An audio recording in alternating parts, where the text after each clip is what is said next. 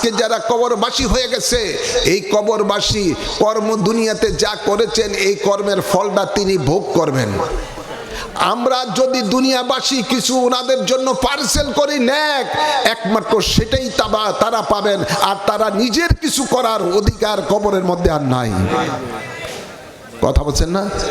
জোরে বলেন। এই জন্য আমাদেরকে নিজেরাই দুনিয়াতে থেকে স্বয়ং সম্পূর্ণ হওয়া দরকার আছে না নাই? যাতে মানুষের দুনিয়ার মরার পরে দুনিয়ার কোনো মানুষের মুখাপেক্ষী না হতে হয়, তাই আমাদের নিজেকেই নিজে এমন ভাবে গড়ে তুলতে হবে যাতে কবরের মধ্যে যাওয়ার সাথে সাথে নবী পাক বলবে এটা আমার কর্মী, মনকিন নকিন তাকে আরামে শোয়ার ব্যবস্থা করে দাও। ফেরেশতা বলবে নাউম কা নাউমুল উরুজ, তুমি ঘুমিয়ে যাও যেমনি আরামে বাসর রাত্রিতে নবদম্পতি ঘুমায়। আপনার কবরের মধ্যে জান্নাতি হাওয়া চলতে থাকবে কিয়ামত পর্যন্ত। যখন কিয়ামতের দিবস হবে আপনার কাছে মনে হবে আপনি সকালে ঘুমাইছেন, বিকালে উঠতেছেন। সুবহানাল্লাহ বলেন না ভাইরা আমার?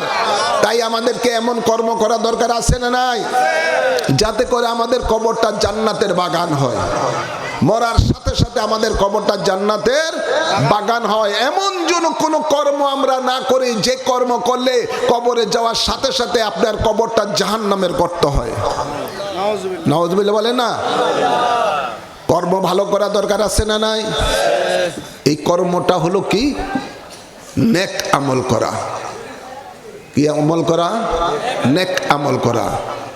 তাই ভাইরা আমার, বাবার আমার, কথা শেষের পথে চলে এসেছি। কিয়ামতের দিবসে যার নেক আমলের পাল্লা ভারী হবে, আল্লাহ তাদের জন্য রেখেছেন পুরস্কার হিসাবে জান্নাত। যার গুনাহের পাল্লা ভারী হবে তার জন্য রেখেছেন শাস্তির জায়গা জাহান্নাম। নাউজুবিল্লাহ বলেন, আওয়াজ করে বলেন।